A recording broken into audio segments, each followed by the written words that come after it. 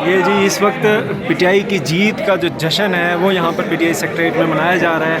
और इस वक्त तक जो है पीटीआई मुकम्मल तौर पर जो है पाकिस्तान में जो है वो लीड कर रही है। एक तरफ इमरान खान साहब अकेले थे और दूसरी तरफ जो है वो 11 जमातों का इत्तेहाद था।